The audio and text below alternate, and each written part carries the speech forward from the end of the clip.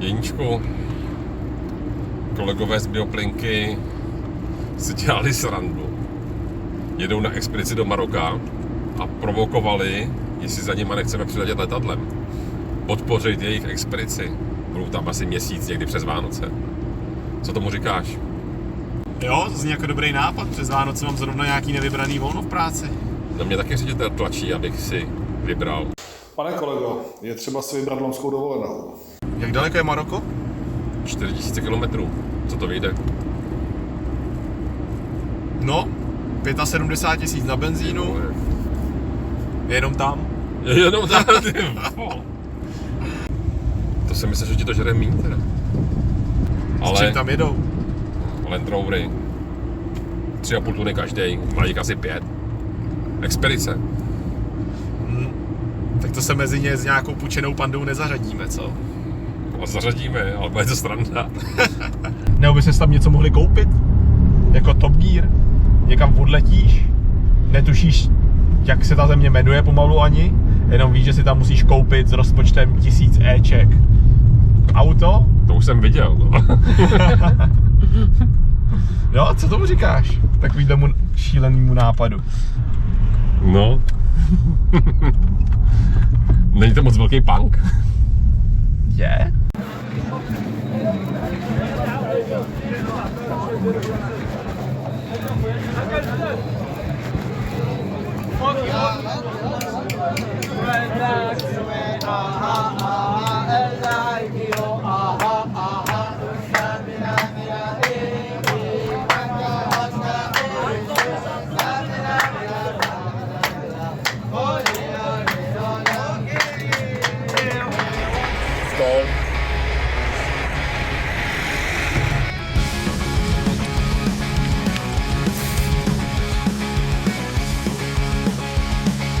Taky máte olivy?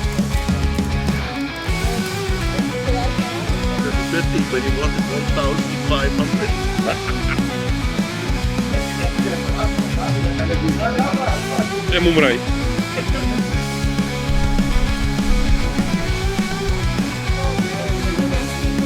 Já bych tam nevlezla ani za 2 zlatých. Chci si koupit konvičku, ale je hrozně drahá, takže se to snažíme usmlouvat. Máme tady odtahovku.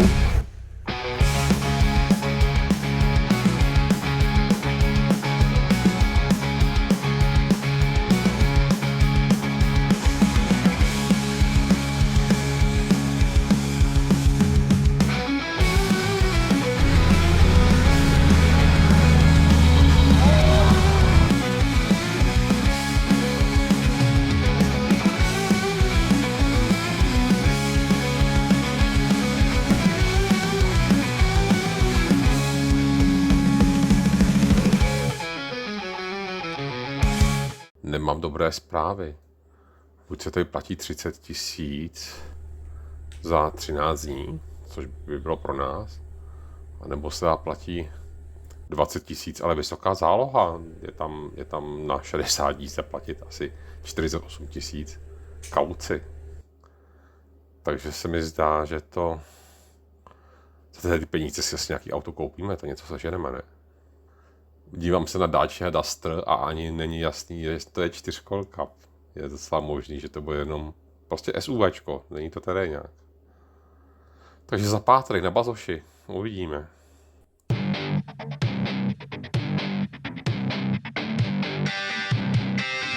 To je dobrý.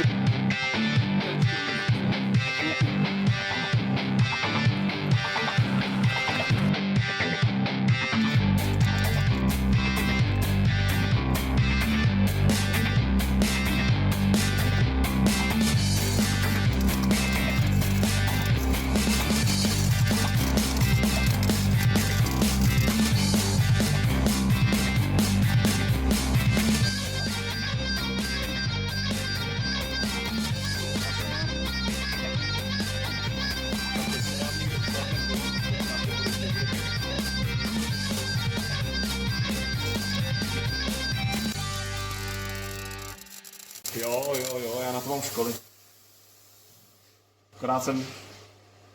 Akorát jsem ten titul dostal za covidu. Řekni nám něco o autě, kterým to absolvujeme.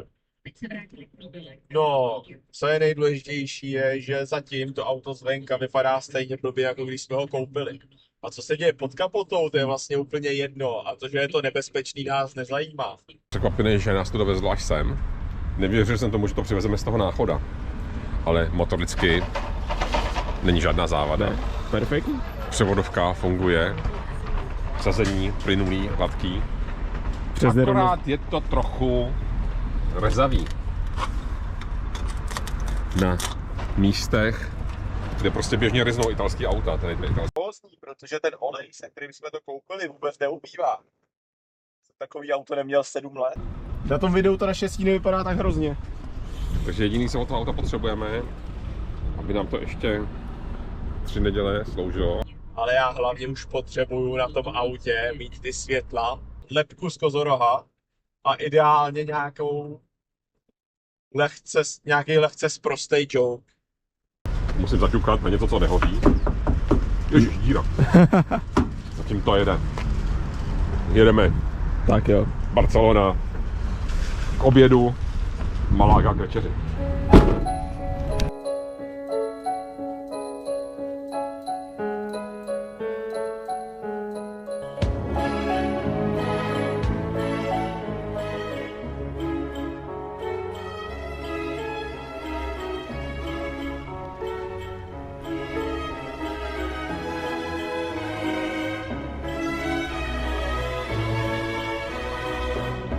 Kolik máme na to? Na nádrž máme skoro 400. 3207, co jsme to auto koupili. Nakonec života toho auta. Takovejhle vejlet, já si myslím, že se mu to musí být. A to ještě není úplně všechno, to ještě může pokračovat. Doufám, že to bude pokračovat. Určitě od něj potřebujeme 12 hodin minimálně. Doufám, že zítra ráno letíme domů. Dost času promyslet druhou etapu tady té cesty. Vlastně tady to byla jedna taková přípravná práce, to hlavní, to stěžení by nás mělo čekat za 10 dní. Malaga jsme měli na předním skle rozplesklou jednu mouchu. To by se nám u nás na Vánoce nestalo. Jo?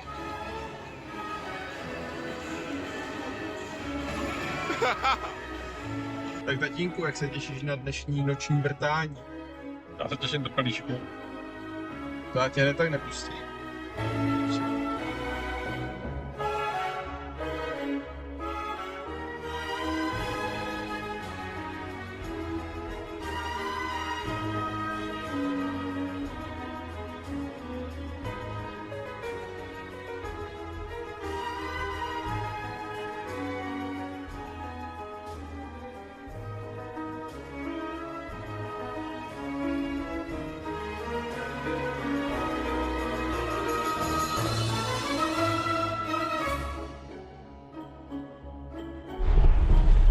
Sehnal si ten čep? Poslední možnost nevyšla, spadne ti mobil. Poslední možnost nevyšla, nemají. Tyhle ty auta se tu neprodávají. Možná kdyby se to vzali přes Itálii.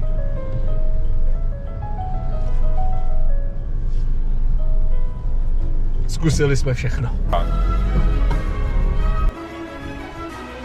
Tak jo. Čtvrtou adventní neděli do Karťas.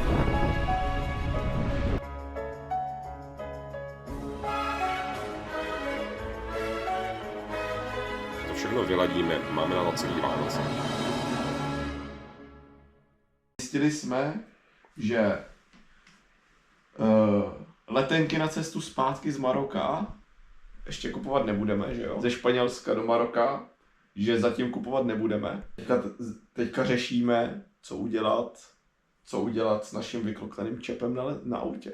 Máme tady v Rokycanech jak čep, tak stabilizátor, tak rameno, celý rameno. Tady máme objednaný. A teprve teď nám došlo, že jsme ve stejné situaci, jako když jsme nakoupili francouzský vína. Zkvalitnění našich služeb může být hovor monitorován. Mám takovou situaci, kdyby se mi náramně hodilo, abych si sebou do příručního zavazadla mohl vzít rameno od auta. Znamená automobilová část zhruba 2 kg těžká, půl metru dlouhá, taková tyč. Myslíte, že to bude že to bude povoleno, nebo že nám to vy... Tam byste to chtěl vzít na palubu, nebo? Na palubu právě, my nemáme odbavený zavazadlo. Zdravíme všechny, jak jsme to kdysi říkali, zdravíme oba naše diváky. Jsme v Praze na letišti, 6:45 a akorát se chystáme k odletu zjistit, jestli tam auto máme, v jakém stavu tam auto máme, jestli ho někdo vykradl, jestli tam je kozoroch, že cíl naší cesty Agadir v Maroku, bude to tam z Malagy ještě pořád 11,5 hodiny. Jdem na kafe. Šťastný nový rok. Četl jsem, že v Maroku není doporučeno stanovat mimo kempy. Stanovat mimo kempy jsem nechtěl, ale chtěl jsem si mimo kempy vyměnit čep na auto. Můžeme měnit 2 čepy, ale stabilizátor zůstal v Česku.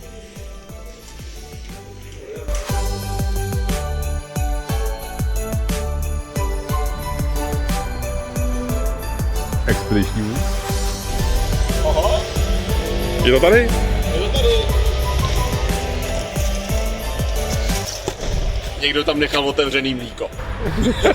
Tak, teď musíme namontovat muflor, a?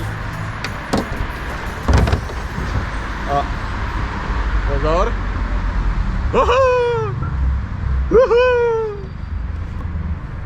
Šťastný nový rok! Jedeme do Afriky. Palmy, slunce, 18 stupňů. Na nás ne? Dobrý. Tak jo, poslední na trajekt. Cítím takový lehce nevyvážený chod z té řídele. A něco tady lehce píská. Jako, když se člověk hodně soustředí, tak slyší takový jemný popískávání. To je kolo, jak jde po kolejnici. Jo. Bez výhybku teďka jdeme.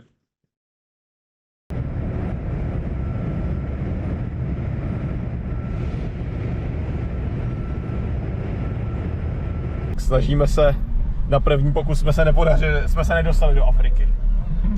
No jako jsme v Africe, ale nejsme v Africe. Snažíme se dostat do Maroka a byli jsme teďka vyhozeni od hranice s tím, že si musíme někde vzít nějaký tiket. Máme tiket. Frontéra 500 metrů. Tak jsme v Maroku. To asi rovně. Ale jak je to rozstřílen tady to? No to se hážou kameny. Spoustu lidí, co chce jít obráceně. Opačně. Tady klučina sbírá kameny. Dobrý, jeď. Po 2 hodinách čekání na celnici jsem jim vysvětlil, jakým způsobem funguje naše topeničko dostat. Pohodil jsem si ego, že jsem to sám navrhnul. Tak jo? I am an engineer. Tak v Africe. Poprvé v Africe. Už to začíná být divočina. Tady to začíná být Přes divočina. dvojitou čárnu jsem jel. Jak rychle se tady jezdí. Jezdí se tady vůbec pravě. Nemůžeš říct, že bychom nebyli připravení, jo? Nedáme si nějaký kebab? Všichni nás varovali před marockým jídlem. A on 86 metrů za hranici a řekne, nedáme si nějaký kebab. Takže říkali nám, nejezděte po Maroku po noci, jedeme v noci, máme to před sebou. Ani do Casablanky to nestihneme, máme to do 9. Nic z Maroku nejeste z místních zdrojů. Že tady do sebe boucháme kebab, tyjo.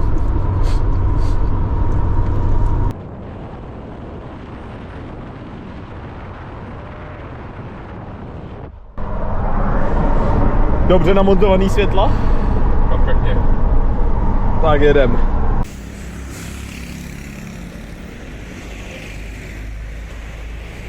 Vzhůru do chaosu. Vzhůru do chaosu. Ne, neodbočuje. Mě odbočuje velký obloukem, je dlouhej. Ježišmarja. Jsem asi nechtěl.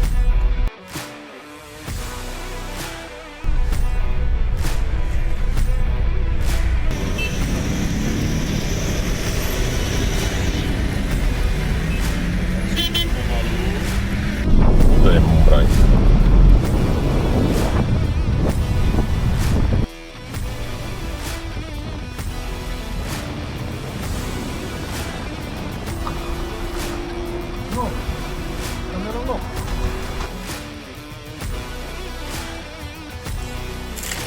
Dostihli jsme expedici. A jsme její součástí. Náš původní plán byl, že se s expedicí jenom pozdravíme, potom si zajedeme do Zagory, trošičku si zařádit do písečníku. Ale při tom pozdravení jsme zjistili, že kolega Marek právě v těch dunách přišel o jeden diferenciál. To už se nám tam moc nechtělo. Říkali jsme si, že by to nebylo úplně odpovědné, abychom se tam pohybovali úplně sami. Proto jsme se s expedicí spojili natrvalo. Poškozený diferenciál Markovi dělal problémy. Ozývaly se z toho různé divné zvuky, proto se rozhodl, že ten diferenciál se zpátky naplní olejem. Nemá. Z toho důvodu bylo nutné v tom diferenciálu zavařit díru. Takže první auto expedice, které se na ulici svařovalo, nebylo to naše, ale bylo Markovo.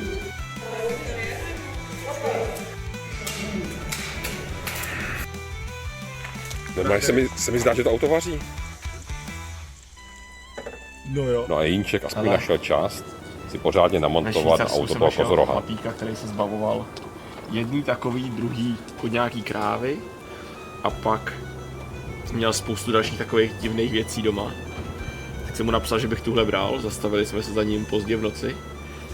Hrozně příjemný, 2,10 m, 140 kg, obličej potetovaný chlapík. A úplně, fakt jako byla radost si s ním popovídat. A říkal, že se rozešel s přítelkyní a našel si novou. A tý, že se tady to nelíbí. A jestli si nechci vzít ještě nějaký další lebky a měl takový jako lidský lebky různě potetovaný a lidský lebky s rohama. Tak říkám, že stačí tady ta. Jedu tě. Na následující 3 dny byl naplánován přejezd Velkého Atlasu. Ale nejdřív bylo nutné nakoupit a doplnit potraviny v blízkém městečku.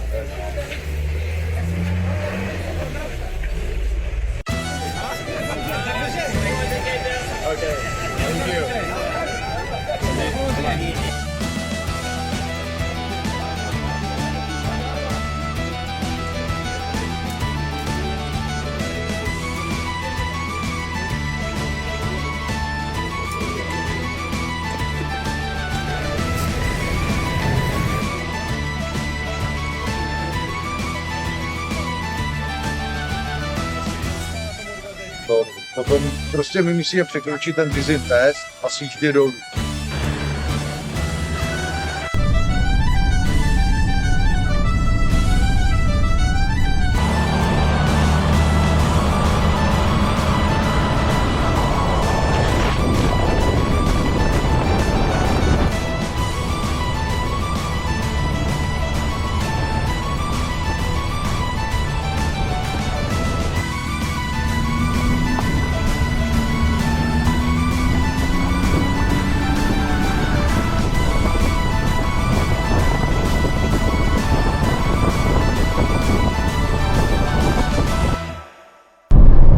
Tady je velký červený vykřičník a vůbec netuším, co tam je napsáno. Attention danger. OK. Jedeme, nevím v jaký jsme výšce, typuju kilometr, ještě bude kilometr nahoru. A máme tady 4 velký těžké auta, které vypadají majestátně, když jedou do toho kopce. A my jsme to malý, ten bzučák, který okolo nich lítá a snaží se je natočit. A hrozně mě to baví.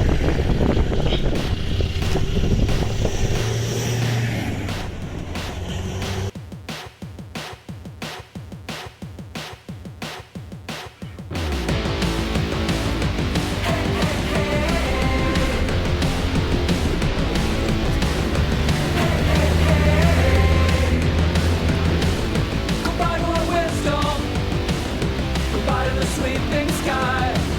Goodbye to the heartbreak.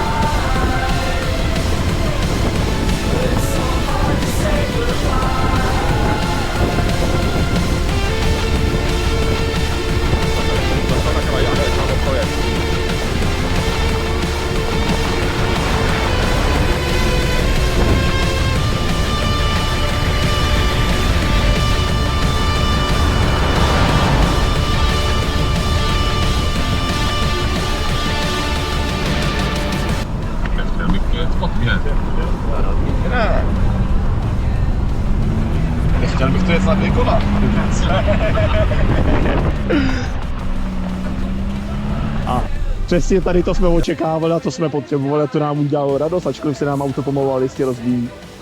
Jo, po té cestě to museli být začleny, ne? Ta res nedrží tak, jak jsme doufali a možná si ještě teďka jedu něco zavařit.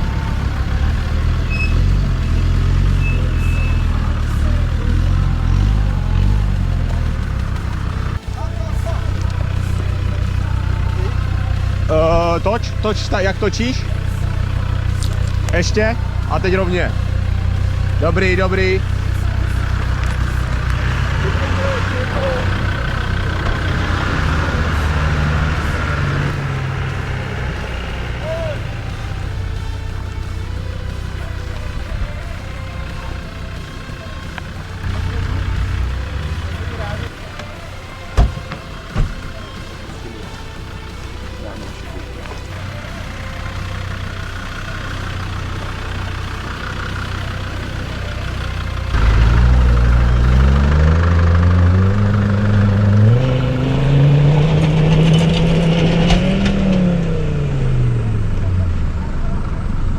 A takto Marek přišel i o svůj druhý diferenciál.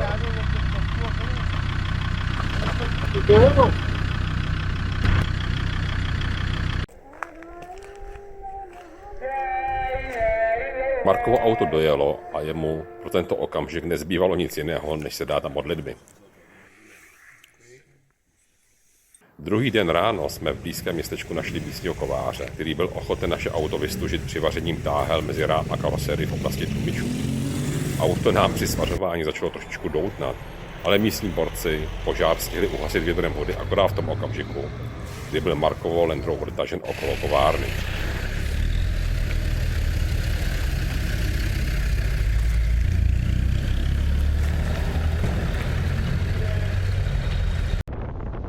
Ani ztráta Markovo diferenciálu nemohla naši expedici zastavit na cestě do Marrakeše, kde byla vyšší pravděpodobnost, že se nám podaří nějaký servis najít. Markovo auto občas vydávalo zajímavé zvuky.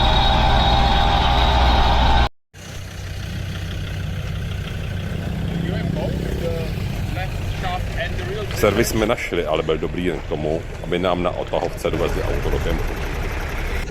Tebe se to řekne? 2 a zpátky, Máro. My to nebudeme nikdy pít, ale my se musíme jednou napít, jako. Ze stolu to slízne. No, on to furt zpátky. Ano. Ne. Jednu jenom. Tohle začni. Zvedej. Stoj. Třešnický čaj. Dobrý.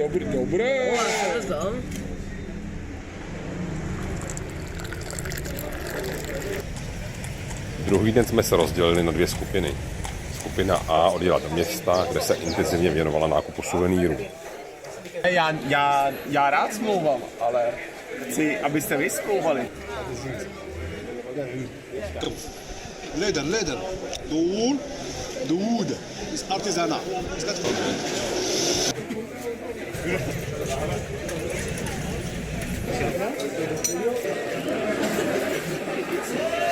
Usmlouval jsem to. 350. Jo, 350. No, 190. Vem tu konvičku, polipí, potom polipte tu. Jestli chce jednu, tak já mu jednu trkám. Skupina B začala rozebírat nápravy a schánět diferenciály.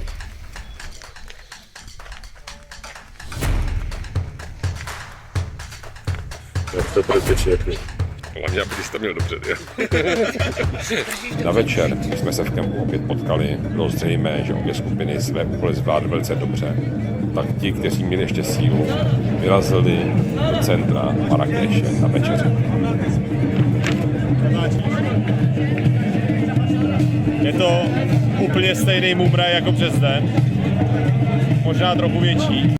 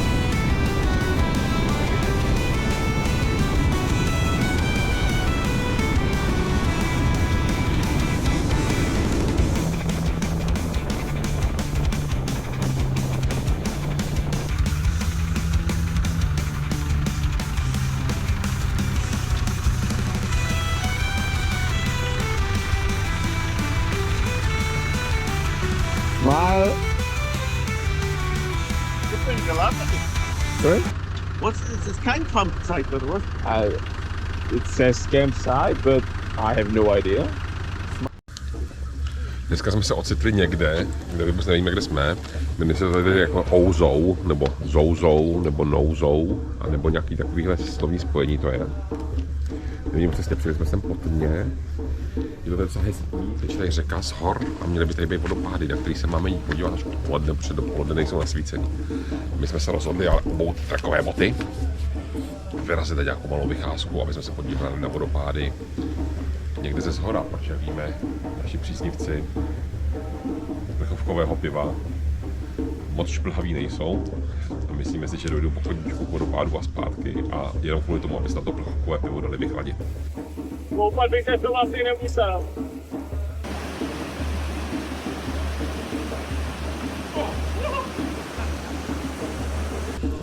Máme kafe? Máme kafe. Ťuk, ťuk. Děkuji. Souhru do kafe. Kafe do mě.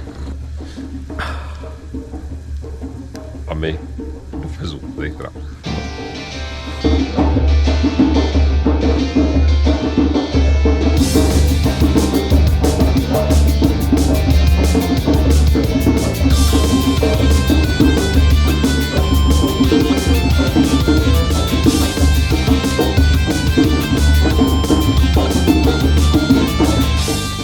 Rychlej přesun směr sever Maroka a bylo by možná i dobrý, kdyby jsme se zítra dostali už na území Španělska a úplně super by bylo, kdyby jsme se dostali přímo do Španělska přes vodu. Tak vytáhni 200, prosím tebe. Bude to za 57. Zase jedeme tak, aby jsme měli rezervy. A úplně nejlepší by bylo, aby jsme v pátek v noci chytli letadlo z Málagy domů. Tak jak ti to utíká? Jde to úzká cesta.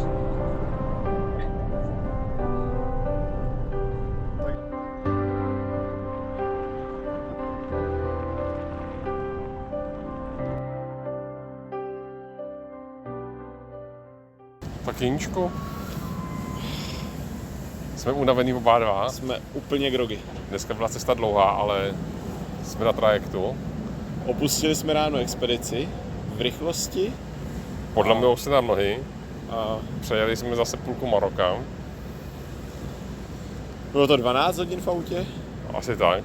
Zabloudili jsme 3krát. Asi tak.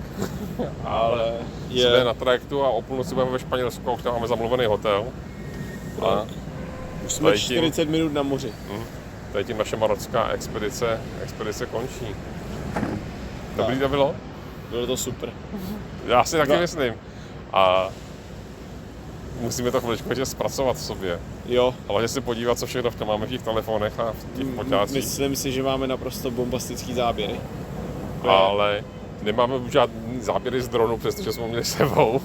Důležitý je, že dron s náma procestoval celý Maroko. A že ho vezeme i nazpátek, že nám ho nezabavili, no, takže asi zítra uděláme zkoušku dronu ve Španělsku. To bychom mohli. A já jenom doufám, že na tom bude vidět, jak se to hýbe s náma. Moře je neklidné a já taky cítím jistou nevolnost. Ještě Jeníčku, řekni, co se ti teďka povedlo. Myslím si, že není dobrý nápad kupovat letenky ospalej. Povedlo se mi je koupit až na sobotu, dneska je pátek. A protože jsme zkušení cestovatelé, tak jsem samozřejmě nepřiplatil za pojištění za 12 extra franků. Takže jsme zaplatili další letenky do Česka. Cena našeho auta, požadovaná cena našeho auta stále stoupá a stoupá, zatímco jeho hodnota klesá a klesá.